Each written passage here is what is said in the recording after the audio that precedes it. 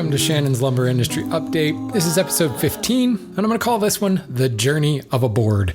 It comes after many questions and inquiries and just wonderings around, when I go to the lumber yard and I pick up that board, where does that board come from? What are the steps that it's been through all the way back to the stump? And I can remember questions like this coming in even while we were still doing this on Wood Talk. And I suppose it's kind of a simple answer, but it's filled with so many different variables. So it's going to vary dramatically dependent upon the species you're talking about, where it comes from in the world, where you are in the world when you're buying it. But I do think that it's valuable to have an understanding of the steps that the board goes through. First and foremost, a lot of people kind of stamp their feet and cry and get upset about the cost of lumber. Lumber is not cheap. Hardwood, kiln-dried lumber is not cheap. There's no doubt. But if you have a better understanding of all the things that have been done to that board before it lands on that rack, you might not cry so much about the cost of that material, because there is a lot of stuff that's going on upstream of that lumber rack from which you're purchasing. So let's look all the way back to the forest. And I've had a couple questions about, these days, is there such a thing as a wild forest anymore, or is everything all plantation? And this gets to be a little bit of a gray area. I guess if you wanted to strictly define a plantation, it would be bare ground, that for whatever reason had been clear cut and then had been planted specifically to be a forest. And in that instance, you have, trees planted very much like you would have any crops in nice, neat rows. And the forest manager, is pruning all of the undergrowth, pruning the lower branches, because they want to grow board trees. They want trees that are going to have a nice long straight trunk without any branches, because branches equal knots, and which equals defects in the board. So they're going to do everything they can to prune away those branches before they really form. Obviously, you can't do that if they've already formed, but if you catch them real early, they just stay as pin knots, and the tree the grain doesn't so deform around a larger branch. So you can really prune those off and end up with a much straighter tree. With greater sunlight, with management of the space in between the trees and everything, and cutting back that undergrowth, you can grow pretty straight trees which yield pretty straight boards. Now, that plantation is specifically designed to then be cut down over a period of time, and then additional trees can be planted around it. So you have this philosophy of cedar trees or feeder trees. I've heard it put both ways, but most silvicultural plants refer to them as cedar trees. SEED, not CEDAR, the species cedar. Cedar as in seedlings, seeds, all that stuff. These cedar trees are laying around the drip line, and when you cut down a tree, the trees that are in that drip line, the cedar trees, will essentially benefit from the lack of the tree you just cut down. The nutrients and things that were taken up by that tree you just cut down will now be absorbed by the cedar trees within the drip line of the tree that was just taken down. So there's a way to very quickly recoup that area of forest that you just took down. In the plantation world, it kind of sort of works, but because that plantation was planted from day one in rows and meant to be managed that way, a lot of times when you take one tree down, the cedar trees are not really perfectly ordered around it. In a traditional forest, you want to make sure that you've got trees that are growing up in the shadow of the tree you're about to take down, so that when you do take it down, the additional light comes in and will foster greater growth, greater expansion of those cedar trees. So the whole idea of having a cedar tree really gets its origins in managing an existing forest. But you will hear some people who refer to that, I don't know if we call it technique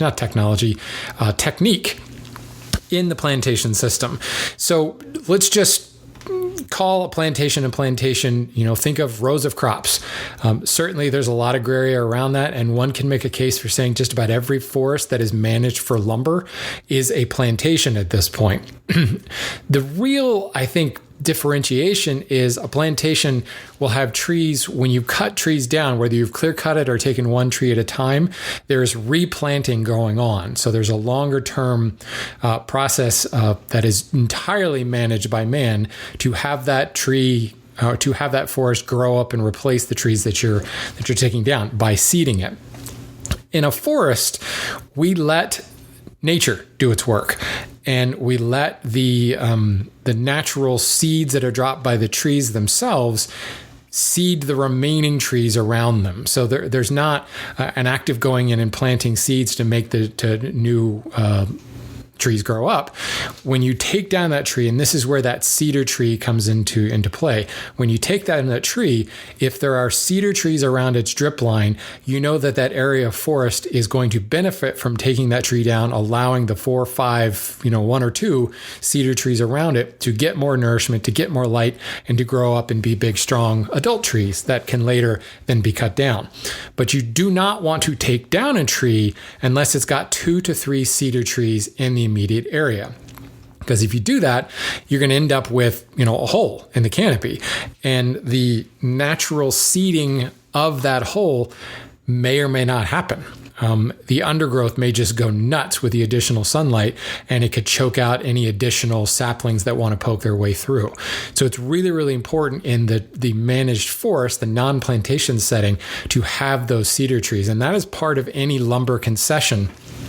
Every single tree on that concession it has a SKU number, if you will. We know every single tree on that concession, and every single tree have a harvest date, if you will. And the only time you say, okay, tree XYZ 123 is now ready for harvest, and you go out and you find that tree. These days, a lot of times those trees are actually GPS labeled.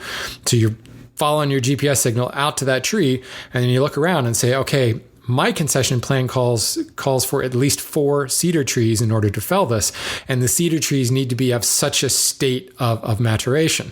So you look around and you find how many cedar trees we have. How do they look? Are they healthy? Are they going to take the place of the tree I'm about to take down? And if the answer to that is no, and again, this will vary from concession to concession. Say you've got 3 or 4 points that need to be hit, and if you can't hit all those, then you cannot harvest that tree. You have to wait till all those particular variables are met, so you can feel comfortable taking down the mature tree, knowing that the forest is going to reclaim those nutrients and continue to grow up around it. So there's a lot to this, just cutting down this tree.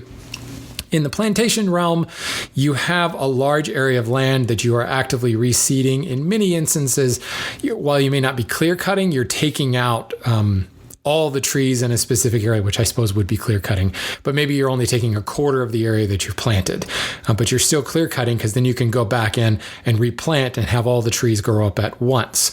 That definitely works really well for softwoods, because that's how softwoods like to grow. They kind of grow in clumps. And when you seed it, you're kind of like seeding grass seed, like a broadcast spreader, just throwing seed everywhere. And the trees grow up in really, really big clumps, and they kind of thin themselves as they continue to grow up. In a hardwood and plantation, they are very much planted like, rows of crops, rows of corn or something like that. And as you continue to replant, you continue to let it grow up, and you have a very distinct harvest period. Every 15, 20, 40 years, depending on the species, depending on the hardwood, softwood, you're harvesting that and replanting. So you will certainly find plantation forests, but I would say with a lot of the hardwoods, what's happened is we're just managing existing, for lack of a better term, old growth forests. And that's where this idea of tagging every single tree, knowing the trees that are there. There is some active thinning of the undergrowth as we would do in a plantation, because that just allows more nutrients to go to the trees themselves. If you're pulling back some of that stuff, it allows, most importantly, those seed trees, those cedar trees, to continue to grow up as well. Because if you can't cut down the main tree without having 4 or 5 cedar trees around it, you got to make sure that you're fostering the continued growth of the younger trees as well. And that's where kind of clearing some of that brush out of the way comes from. That kind of goes out the window in the rainforest, because there's just no amount of clearing that can be done. You can't stay ahead of it. Rainforests are so choked and thick, there's no way. And for that matter, there's much more of a symbiotic relationship there. It's best to kind of leave it alone, but follow those strict rules of don't fell this tree unless certain stipulations are met, to make sure that area that is being taken away will be reclaimed by the jungle without, any lapse in the canopy.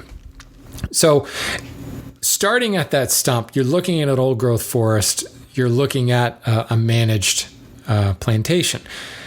The tree is marked to be harvested at a certain time, as I said before.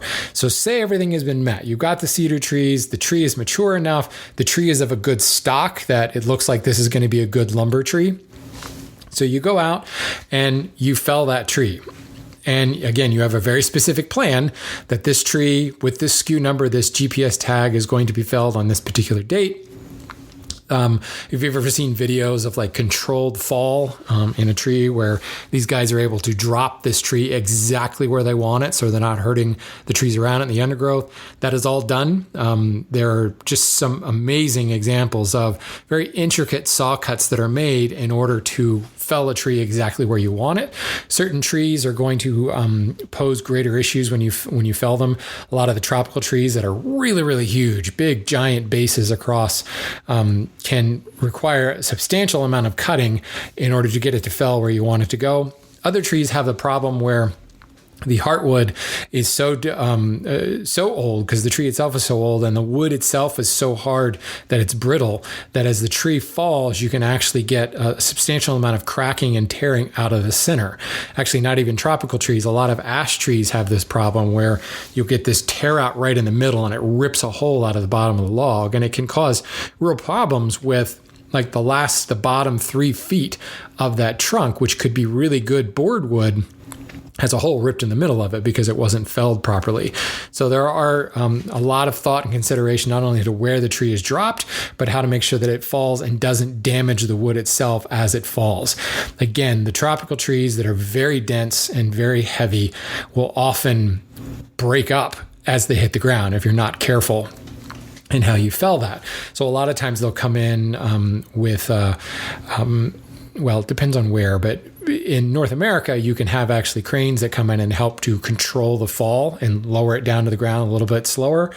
In the rainforest, a lot of times what they're looking for is brush that will break the fall, that will slow the fall as it comes down. So instead of necessarily dropping the tree right into an opening where it just free falls all the way down, they will sacrifice some undergrowth and some lower lying branches and things like that in order to slow the fall of the tree. One species that comes to mind, Masaranduba, also known as bulletwood. It is renowned for just being so dense and so heavy that, as the thing falls, it will actually crack the trunk like all along its length. And as you take that log to the mill, there's a greater amount of waste in that log because so much of it has just been blown to hell as the tree was felled. So you've got to be very, very careful in that felling. So that's a kind of a whole other rabbit hole there that I know maybe 10% of what needs to be known there because I'm not a lumberjack. So the tree is felled. The tree then has to be dragged out of the forest. It's not sawn into boards there. There's no, capability for that. In some areas of the rainforest, the South American rainforest and a little bit in the African rainforest, there will be a forward camp that is set up. So your concession is broken into grid squares. And if you're working in a specific grid square, you can set up a forward camp with something like a Wood-Mizer style bandsaw mill and some tents, literally a camp on the edge of that grid square. So you've got that forward base that you can drag your logs to without having to go a really, really long way. And then they can be broken down either into cants, so they can be stacked on a truck easier, or in some instances actually sawn into boards entirely right there in that forward camp. That is, I would say these days, done to a lesser extent, because in the rainforest world, these concessions and the management plans require so much forethought, so much planning, so much organization that it's not really a small business venture anymore. Most of the concessions are managed by very well-established companies with large operations that don't really play into that forward operating camp idea, which actually plays really well into forest conservation, because a lot of times when those small lumber camps are spotted from the air via satellite or drone, a lot of times is an indication of possible illegal logging going on.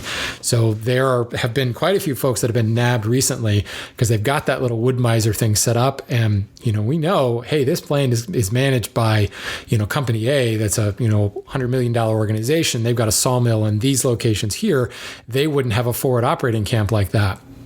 in swings the local authorities, nabs those folks, and takes them away in chains.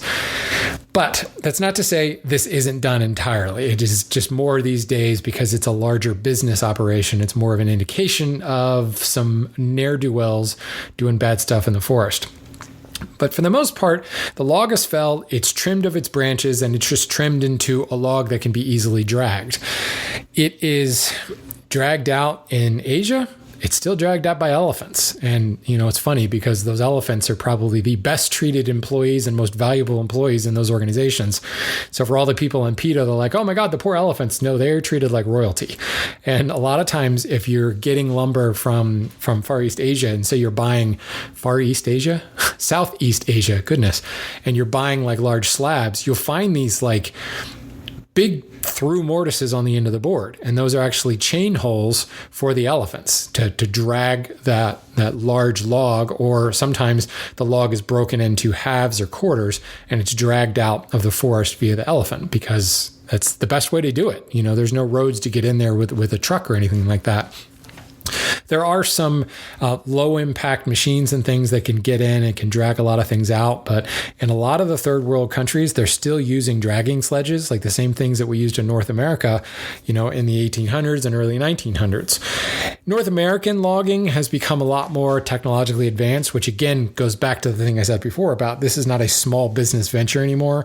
There are large organizations in North America, organizations with sawmills that can be seen from space, huge organizations that go in with these crazy low impact machines that have big long feet and kind of step their way into place, cut the tree down, and the tree never actually falls to the ground. The machine itself is holding the tree up, and it lifts it up and it drops it onto a truck, and it's hauled away on logging roads. That's some crazy stuff there. But again, it saves the forest floor. It decreases the wear and tear, and it decreases the number of logging roads and things that you need. But ultimately, logging roads are a necessity, because you can't, even if you could saw all your logs into boards right there where the tree was felled, you still got to get those boards out of there somehow. So there's that transportation of the log back to the nearest logging road so that it can be loaded onto a truck, and then that truck will take it to the sawmill 9 times out of 10. So as far as how it's gotten to that truck to be loaded, most of the time it's dragged. Horses do the dragging. Sometimes humans do the dragging. Sometimes you've got smaller vehicles like ATV type vehicles that do a lot of the dragging. But in the modern silvicultural concession management, it's not like they're going out and felling 300 trees and having to pull them all back. A lot of times it's 4 or 5 trees that are specifically selected for that plan, and those are the trees that are felled today. It's not this mass felling that you're seeing in like the clear cut operations where you've got huge amounts of logging and loading, or huge amounts of logs that have to be loaded onto a truck.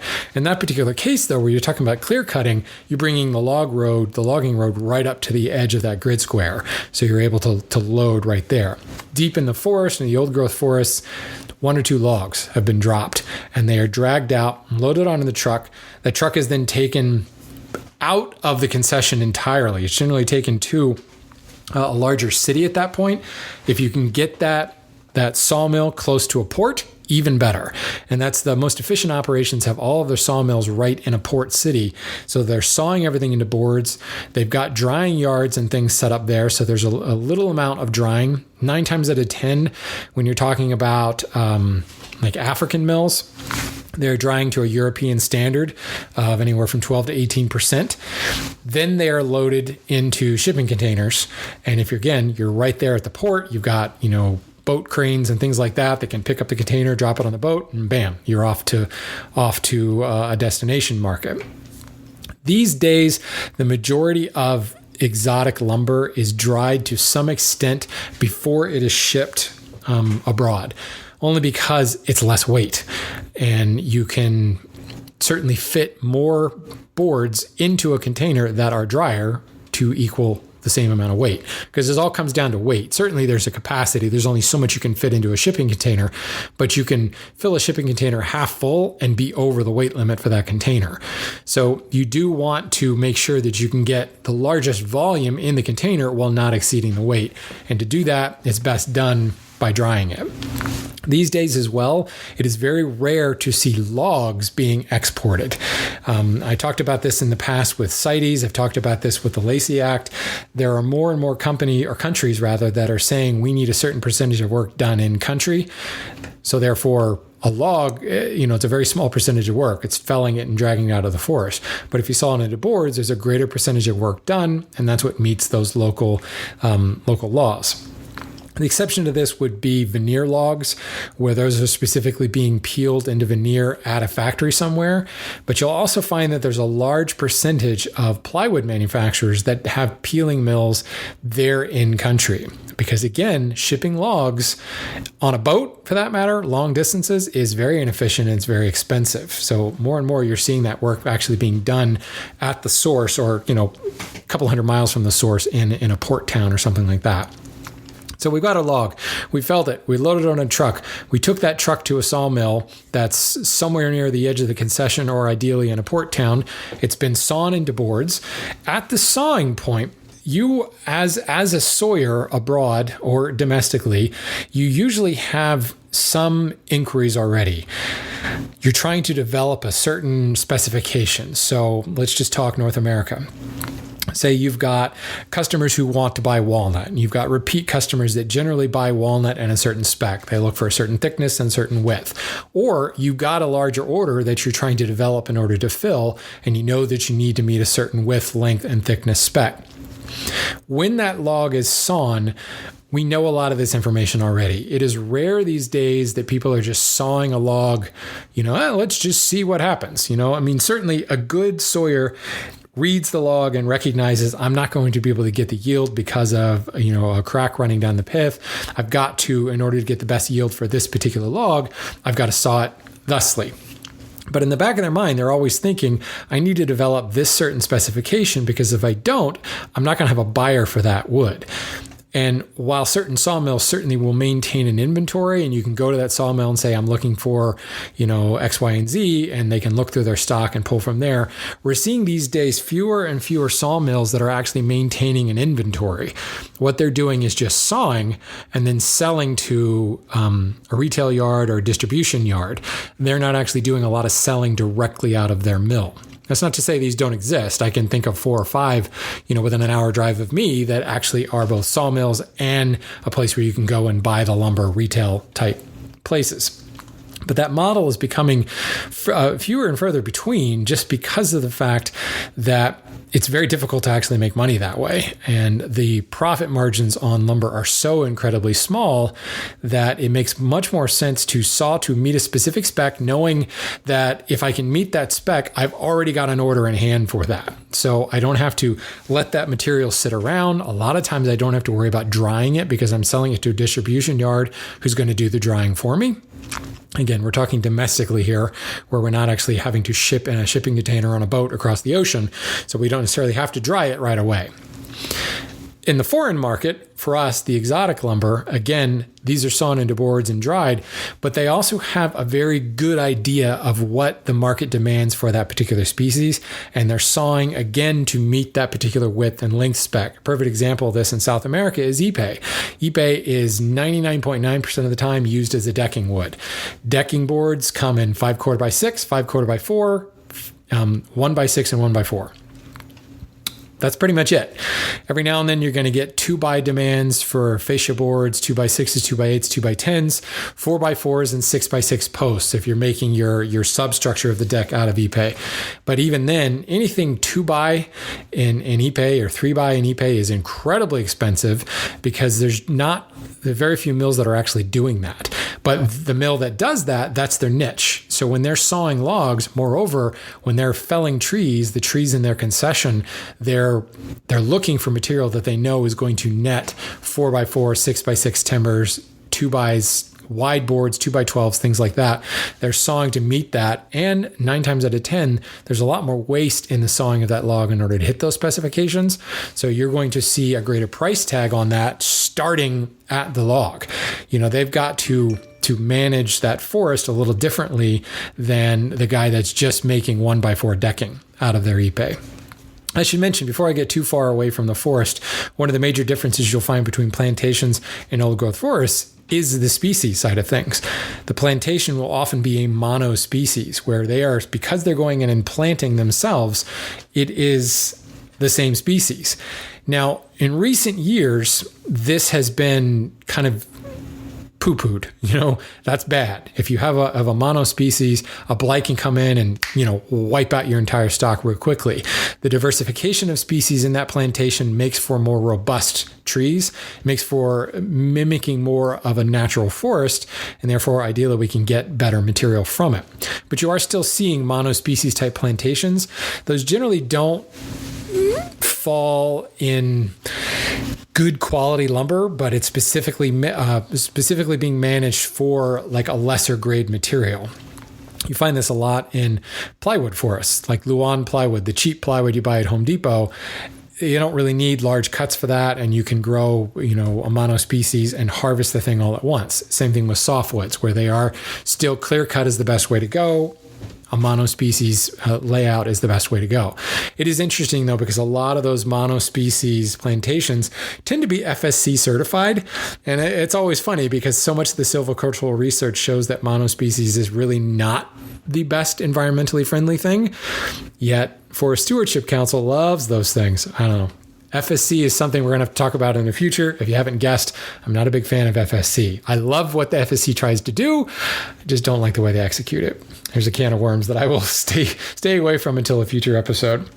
So I did want to bring that up, is the old growth forest and the plantation, there's more diversification. And when you are going out into your concession and felling a tree, you are looking not only, as I said, it's not just hunting for a tree. I know GPS coordinates for the tree that I'm going to fell. I know what the species is. So I know when I'm going into the forest, I'm going to be coming back with an ipe log, with, a bulletwood log, a mahogany log, etc. I know the species are coming back. So that idea of when you're sawing the log into boards, knowing what specifications you have to meet also goes back to knowing what species you've got demand for. And this has caught some attention lately in the guitar market with ebony, because there are guys going into the forest and knowing that I'm able to cut down these 6 trees, and I'm going to go cut down these 6 ebony trees, I should say.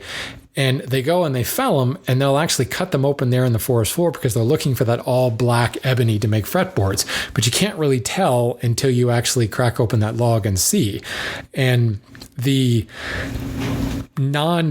streaky stuff, the non all black stuff, doesn't have the same value, or in many cases has no value to the luthier market. So those logs get felled by concession plan, but cracked open there on the forest floor and realized, I can't get anything for this.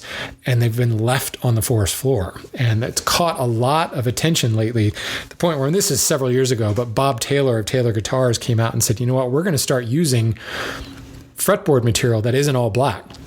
What has previously been a defect, we can't stomach the fact that 6 trees have just been left to rot on the ground in order to get that one tree to get the all black fretboard. So, sorry, there's going to be some streaks in your fretboard now. Now, I'd be curious, anybody who is a Taylor user and has paid close attention to Taylor guitars, because I admit I haven't looked at their lines lately. Are we seeing more of that streaking in the ebony, or are they still all black ebony? This is an example where the industry has always said it's got to be all black. And what you need is a large player in that industry, or multiple players in that industry. You need PRS and Gibson and Taylor to all come together and say, we universally are going to be using streaky ebony. Let's stop leaving these things on the ground. But this happens in a lot of other species as well. You find this a lot with some of the rosewoods and things, that you're looking for that perfect example of a tree, and you can't tell until you've actually split the log open. So you fell 6 trees and only drag one out. And that's just heartbreaking when you think about it. There's a tree just left there. Or they drag all the trees out, but only one of them is sawn into boards, or they're all sawn into boards, but only one log is actually being exported, while the other material stays in country, is used to build like shacks for shanty towns and things like that, because it's not a species that like the North American market wants to go for. So there's a lot of knowledge of what I can actually sell, what the major markets, the European and North American markets, are actually wanting, not only species, but grade, but cut and dimensional specs. So you're sawing to meet those particular things. Ideally, what happens then is you've got an order for African mahogany, and you know that you need to develop 85,000 board feet of African mahogany in X thickness, width, and length, and a sampling of them. Once you get that, then you have dried it to a European standard. You've packed that shipping container. That shipping container is loaded onto a boat, and it is shipped across the Atlantic to North America. I should bring up the other point where there was a point there where African mahogany became almost unavailable in the market and the price began to shoot up. Now, African mahogany has always been the cheapest species. We often refer to it as a paint grade mahogany, but the price shot up out of nowhere because the port of Gabon had a malfunction. One of their cranes broke down. Those huge cranes that load shipping containers onto ships, that crane broke down and they were completely unable to load any boats for 2 months, I want to say. So basically all the material coming out of Africa just stopped because while there was another port that could be used, it was thousands of miles away and they would have lost money to ship the material to that port. It was cheaper to actually just sit there and wait for them to fix the crane. So for a while there was no material coming out of Africa at all. It was all just piling up at the port, waiting for the crane to be fixed, to be loaded onto the ships and sent across to North America. One little thing, well, it's not that little, but those cranes are enormous. That crane breaks down, the port shuts down, nothing ships. And that just completely changes the landscape of the market, drives prices up, or in some instances, takes that species out of contention altogether. People say, well, if I can't have that, I'm going to switch to something else because I can't wait. I can't wait 3 months for that material to show up. I'm going to have to switch to something else. And once you make the switch to another species, suddenly it's like, well, now I'm just not going to go back to African mahogany. And that actually almost killed the African mahogany trade. This was the crane, I want to say this was maybe 5 years ago where this happened. And we've started to see African mahogany do a bit of a turnaround. It did the thing where it just became the value became so low that the people going out into the forest and felling the trees were walking right by the African mahogany. It wasn't worth the effort to actually fell it, drag it out of the forest, and saw it into boards. They couldn't make a profit because the price per board foot was so incredibly low. So now your boards are on a boat. And like I said, 99.9% of the time, it is a container stuffed with boards, not logs. So that container sits on the ocean for a couple of months, sometimes as little as 6 weeks, and it lands in a port. Nice of the time, it's coming into an Atlantic port. Sometimes you're seeing Gulf Coast ports. Very rarely, depending on where it's coming from, if it's South American material, it can go through the Panama Canal and then up into a West Coast port, but it doesn't happen all that much. The West Coast of South America is very mountainous and very, very, very, very dry. It's not really lumber land. So most of the lumber is actually the other side of the Andes, the eastern side of the Andes. So when you are cutting down trees, you're not taking them up over the mountains, especially the Andes, because they're pretty tall. Going up over the mountains to the West Coast and departing off, the West Coast of South America up to California. The only way to really ship directly into California is by going through the Panama Canal. Or if you want to go on a joyride, go all the way down around, Tierra del Fuego, which just doesn't happen anymore. So most of the time, lumber coming out of South America is going into the east coast of United States, or occasionally into the Gulf Coast, Port Arthur, Houston, Texas markets, things like that. And of course, the African material that is headed in North America is coming into the East Coast. So if you guys out on the West Coast going, man, I can't get any lumber. Why is my lumber so expensive? Well, that's because none of it actually comes to you locally. It all lands in this continent on the East Coast and then has to be trucked all the way out to the West Coast. Now, there is still some lumber being moved via train, but less and less these days. It actually ends up being cheaper to put it on a truck and drive it all the way across. The railroad system in the United States specifically has seen better days, and it just can't be relied upon anymore. So most times it's now on a truck, but that's still a substantial amount of distance that needs to be traveled in that truck that adds to the cost of things. So that again explains why some of that West Coast lumber is pretty expensive. So you've got it in the port in North America. Ideally, if all things go well, which it never does, it will come off the ship and the Port Authority, whatever port you're in, Norfolk, Philadelphia, Baltimore, whatever, the Port Authority takes a look at that and says, okay, this material was imported by company X. That company is notified your material is now in port. It has been inspected. So the Port Authority is actually going and inspecting these containers, making sure that what was on the bill of lading is what's in that container. This is where phytosanitary type stuff for botanicals, where CITES checking is being done, where Lacey Act checking is being done as this material comes in. This is definitely lumber. We need to make sure that it all the I's are dotted and T's are crossed. If that is good, then the Port Authority releases it to you. Most port authorities have their own independent trucking company that moves things from the port to a destination. They pull in, they pick up the shipping container, they bring it to whomever it is. They bring it to a distribution yard like the one where I work. They bring it directly to a retailer. It's rare that they're going directly to a retailer now because retailers are not often the importer of record. They have not paid to have that material put on a boat and shipped across the ocean. So most of the time is going to a wholesaler distribution yard. That container is dropped off at that distribution yard, and you have a certain number of days to empty that container, call the port and say, that container's empty, come back and get it.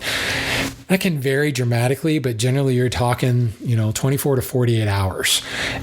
Here's the other thing. If the container sits on the port and the Port Authority calls you and says, okay, your material is ready to be released, and you're not ready for it. You say, well, you can't have them, you can't drop it off yet, I need a week. You're going to pay a fine while it sits in the port. It's called demurrage charge. And it will vary from one port to another, but it ain't cheap. It's not cheap at all. So the idea is once it's cleared, you want to get it out of the port as quickly as possible. You do not want to pay that demurrage charge, or that's going to severely cut into the profit margin. At the same time, once that shipping container is dropped off at your yard, you have that 24, 48 hour period to empty it, call that trucking company to come and pick up the empty. And if you exceed that, you're paying demurrage there as well. Actually, I'm not sure they call it demurrage at that point. I think it's just a late fee. Don't quote me on that. But again, there's a fee associated because you've got their shipping container and they've got to come back out and pick it up. And by the way, there's cost to transport it from the port and cost to come back and get the empty container. So there's all these costs along the way. What that means is, like when it's e-pay season for us, and we generally have to buy the entire year's supply worth of e-pay all at once because of the way rainy season and everything works in South America. You can't get the material coming all the time. So a lot of times from November to about February, it's just nonstop e-pay coming into our yard to be sold over the course of the next 8 months for decking season. So we can have 22 containers coming in one day and 22 containers lined up outside my office window waiting to be unloaded. And our unload team is pulling their hair out because they know the longer that sits on the yard, the more the profit margin gets cut on that because we've got to pay additional fines to unload it and get it out of there. That's the other thing, is if 22 containers are unloaded off the ship at once and you're not ready for them, that demurrage charge is going to kill your margin while it's sitting there in the port. And then the other thing I said, if all goes well, which it usually doesn't, if it doesn't go well and the container needs to be inspected further or an additional FDA rep needs to come in, our Fish and Wildlife rep needs to come in, you're paying demurrage on that. Even though they haven't released it to you and said you can come get it, they'll tell you, hey, you can't get it yet. Oh, by the way, demurrage is kicking in. So it's, I realize the Port Authority's got to manage things, but it always feels like we're being robbed here because they won't release the container to us, but they're still charging us because the container's sitting there, for one reason or another. But again, this goes back to the Lacey Act legislation. If you've got your paperwork in order and you've done your due diligence and you are the importer of record, ideally the material should flow through the port without any delays. But if you bought from somebody that's a little suspect or maybe ends up on a watch list, or the exporter didn't dot the I's and cross the T's like they're supposed to, didn't fill out form 21C-Z, they didn't do it appropriately, it's going to hold things up at the port. You end up, as the importer of record, paying the demurrage charge, and it becomes kind of a, hey, I'm not going to do business with that company again because they cost me serious money by not doing what they were supposed to do on the paperwork side of things, by not having that CITES import passport, by not having the appropriate paperwork, by loading the container improperly. You'll see a lot of times where the container was loaded poorly and it shifts in transit. And as the container is loaded, it becomes unbalanced. And they mark it as this has to be inspected. Or sometimes the lock on the door is substandard and the lock breaks. Well, if the lock is broken, it could have been tampered or something could be slipped in there and it's nabbed for inspection. You're still paying demurrage on it, but the shipping company didn't do a very good job packaging it, locking it up, and you get screwed. So it's one of those, we learned a lesson. We're not going to buy from that company anymore. So ideally, now your lumber has passed through the port and the container is now sitting on your yard. In North America, obviously, it's not dried enough. It's dried to European standards, and we need to get it down to North American 6 to 8% standards. I'd love to say we could just throw it right into the kiln, but that doesn't really go too well. Crack open that container, and there's any number of fun things that you may find inside, from iguanas to mold to, good Lord, all kinds of detritus and trash. And you've got to unload the container, and it's usually never an easy situation where, the bands around the lumber have snapped and the boards are all coming apart, or you open the door and boards come pouring out because things have shifted in the container. Like they say in the airline, contents of the overhead compartment may have shifted during transit. Yeah, that happens a lot. And what we do when the material comes in, we unload it from the container as best we can, because as I said, we want to get it unloaded and get that empty container out of there as soon as we can. We will then restack and sticker everything, because we know that it's either going to, it's definitely going to go in the air dry yard for a certain amount of time. It may only be a week. It might be 6 months. And then it will go into our kilns and dry down to 6 to 8%. But it comes dead stacked. There's no sticker in between it, because obviously you can put more lumber in a container when you don't have the additional volume of stickers to take up. So we run it across our stacker, and it basically takes that bundle of lumber and spreads it out into one layer. And you can kind of do a brief inspection. We're not really grading at that point. We're just inspecting to make sure that there's nothing horrible. There's not damage in the middle of the pack, or if there's a large amount of mold or anything like that, you may find it's at that point that it's noted. And then we are actually stickering it. Lately, we got a fancy new thing called a Vision Tally, which has 2 cameras that actually scan the material and will give you the total footage, but also give you the thickness, width, and length of every board in the stack just by running it in front of the twin camera system. This is one of the first things we'll do, because it actually tells us, hey, we paid for 5,000 board feet in this particular shipment. We got 5,001 board feet. We paid for a certain width spec. We got 90% of that width spec, which is within the contract terms, or we only got 30% of that width spec. So we need to actually submit a claim because we did not get what we paid for. So that's kind of the first step. You don't always see that on every single yard, but regardless, from there, it's going and gets stacked and stickered so that it can go in the air dry yard for a certain amount of time, or into the kiln for a certain amount of time before it's even ready to be sold. Sometimes that lumber as it came out of the shipping container is already sold. It's an order that we knew we were going to have to develop over time. That material still needs to be dried. And when it comes out of the kiln, it's already on a truck and being loaded off to a customer. They know that a certain amount of time is going to take. The lead time is going to be required to develop that particular custom order. And it never even actually makes it into the inventory sheds. So there's still additional work when it comes out of the container. There's still additional drying, and that cannot be rushed at all. You've paid a lot of money already to get this material onto the right shore. Now we need to take our time, air dry it, let it acclimate to the local climate, then put it into the kiln and slowly take it down to 6 to 8%. Once it comes out of the kiln, it's run across our grading chains, same type of thing where the chains actually tip up the pack and spread it out into a single layer. Then the material is actually graded. It's looked at closely on both faces. Any defects that may have arisen in the kiln are noted at that point. We have an end trimmer that goes and trims off the splits that happen in the end of the kiln, and also will trim to a specific set length, especially if there's already an order for that lumber that needs to be 15 feet long. We have an end trimmer. It's 2 circular saw blades that can be set 15 feet apart. The board is run through. Both ends are trimmed at the same time. If nothing else, we're trimming off, as I said, the splits that may occur in the kiln. And on the other side of that, the ends are sealed again. If the lumber is already spoken for, it is banded, packed up, ends are sealed, loaded on a truck, and it's shipped out to whomever ordered that.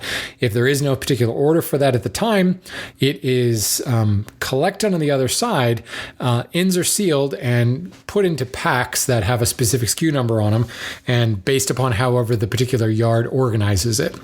We, again, knowing that our customers order certain things, we try to group our lumber packs together to make the most sense for the types of orders that we get. So we're grouping together certainly by length. We're trying to group our length, or at least within a small length range, together. So your 8 and wider is all together, or your 10 to 12 are all together. It's labeled on the specific pack. A SKU number is assigned to that pack, and that pack is then put into the sheds. So if you've got some FAS 90-10, that's 90% heart, 10% sap cherry, that is 8 quarter and is 10 and wider and 12 feet long, that all goes into one pack and is set with a barcode and that specification on it. 90-10, 8 quarter, 8 and wider, whatever I said, 12 and wider. 8 to 9 feet, and it all goes into its own pack as its own entity, its own SKU number in the inventory. And this is broken down however you want to organize it. Most of the yards that I've seen always put like thickness together. Generally, we'll try to shoot for a width range of 2 to 3 inches, and they will try to put all like lengths together so that it's just a lot easier to keep track of it that way. You will find random width and random length packs, but it's very, very rare to find random thickness packs. If you do find random thickness, that's generally a pack that has been picked over time and again to the point where you've just kind of conglomerated 4 or 5 packs together and said, here's what's left over. Here's the potpourri pack. So for the most part, they're all going to be the same thickness in each pack, because the cost, the price point on those is going to vary differently from one to another. Inventory is going to vary dramatically. You want to keep those as much like with like as possible. At that point, the lumber is ready to be sold. Now, if you're at a wholesale yard, you are buying, the retailers, the individual contractors, the people who are actually using the lumber are buying a certain volume.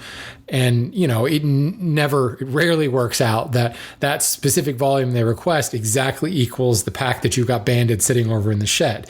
So when an order comes in for 400 board feet, 100 board feet of that same cherry, our guys go out, find the pack that's going to closely match that. It's going to meet the width, length specifications, the grade specifications, and pull together the 100 feet that order requires, the 500 feet that order requires. They may have to pull it from 2 different packs. A lot of times they're looking for very specific things, and you've got to meet that width spec, that length spec out of several different packs. That order is then pulled together. Each one of those packs that the material is pulled from has to be altered. The SKU number that says this SKU is associated with 500 board feet of cherry, well, now it's not 500 board feet anymore. Now it's 492 board feet. That has to be marked and input into the inventory system. So if you pulled from 10 different packs to develop that particular special order that's being sold, you have to alter 10 different SKU numbers. You've broken those packs and they have to be rebundled together in the inventory system, but also the total footage is available. You also have to pay attention to, as I remove those 3 boards from that pack, did that lower the overall grade? I cherry-picked, pun intended, I cherry-picked the nicest cherry from that pack, and now instead of it being 90% FAS, now it's only 80% FAS. And that can actually affect the overall grade of that pack. And you get to a point where you have to be very aware of this stuff, and maybe it needs to be regraded, rebundled, and remarked as a different grade. Generally, we're not doing that on an everyday basis, but as we go out and say we're trying to develop a particular order, and you break open this pack and you go, man, I can't find anything I'm looking for, that pack is labeled as this needs to be regraded. The overall average grade has degraded to the point where we can't really call it an FAS pack anymore, which is why for those of us weekend warrior woodworkers who would love to be able to go to a retail yard and pick through the pack, or a wholesale yard and pick through the pack, and why a lot of times that's not greeted with the friendliest, most open arms, is because we go in and we do cherry pick out the nicest stuff, leaving behind a lesser grade, to a point where eventually it becomes very difficult to sell that pack of lumber because it's all lower grade. But the cost of that lumber has not changed. You paid for it what you paid for it. And if that cost that you paid was in line with an FAS material, but it's been picked over to the point where now it's a number one common, you're going to lose money on that. There's not going to be a way that you can sell that common lumber for a sale price that's going to be greater than the cost. Maybe not. I mean, if you paid really, really low cost, that's great. But most of the time, that's not the case. Profit margin on lumber is not huge. Pennies a lot of times a board foot. So this gets to be a real problem, which then translates back to that kind of wholesale retail thing where it used to be that retailers were buying by the truckload and were maintaining larger inventories.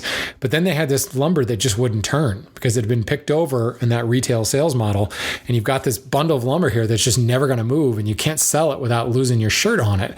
So what's happened is the retail yards have started to tighten up the specifications that they order and order less.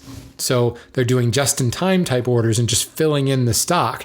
And with smaller size orders means more orders on a truck with more stops. Price of gas has only gone up and it only decreases or increases the overall cost of that material.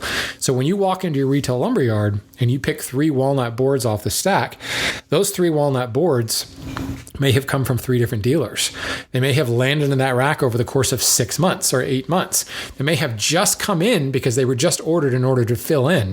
And if they were just ordered in, that small of a quantity, who knows what the cost is on that? So here's the other thing. You go to a lot of retail lumber yards and they have a price list posted, but that price list changes daily, weekly, because of the fact that every time new material comes in, it changes the cost associated with it. And therefore the price has to change to associate with that as well. That's the exotic stuff that's got to go through all that customs and demurrage and all that fun stuff. The redrying that happens here, the grading, the stacking and stickering, the additional grading. A lot of times when a board leaves our lumberyard, it's been graded 5 different times. Sometimes it's graded specific to a customer demand. So they're looking not only for NHLA lumber grades, but then they're looking for grade, a much, much higher grade, a pattern grade, or no pin knots, or 90-10. You see that a lot on domestic boards where it's 90% heartwood. That is way above FAS grade because sapwood is not a defect according to NHLA.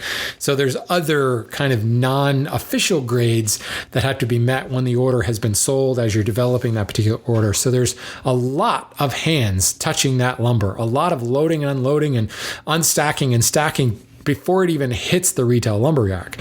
Not to mention when the retailer orders that material and it's shipped and it's dropped off and then, forklift drops it off, then that material has to then be unstacked and loaded into whatever, vertical shelving, horizontal shelving that retailer uses. So again, there's another instance where it's been touched and moved around. All of that is labor. All of that adds to the cost of things.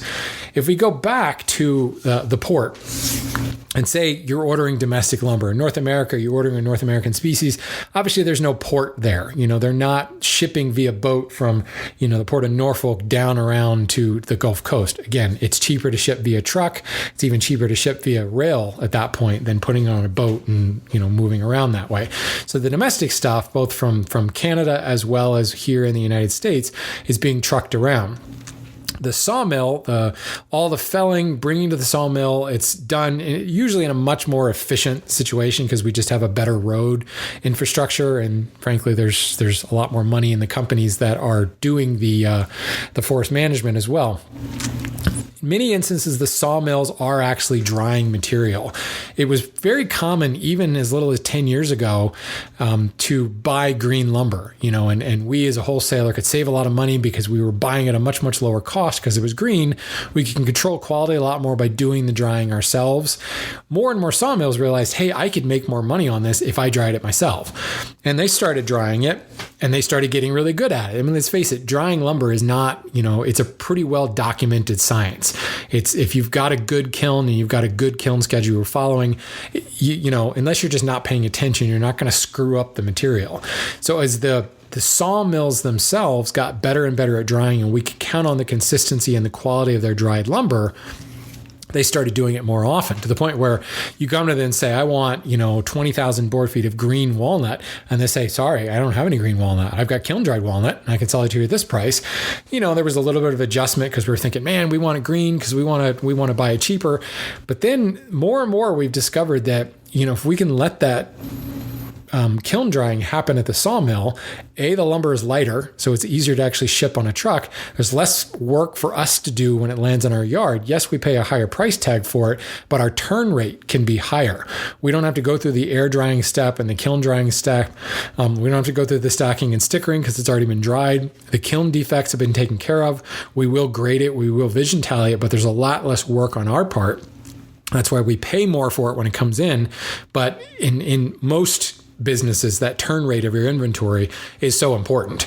If you've got a bunch of material you brought in and it sits on your shelf for 6 months, that's no good because the grade, the quality is only going down over time as, expansion and contraction happens and weather happens and all that stuff. You've seen lumber that's been sitting on a lumberyard for 10 years. It's not as pretty as the stuff that's only been sitting there for 6 months. It happens. So the faster we can turn that, the more our profit margins will be affected by that. So domestically, most of the domestic lumber is being kiln dried at the sawmill these days.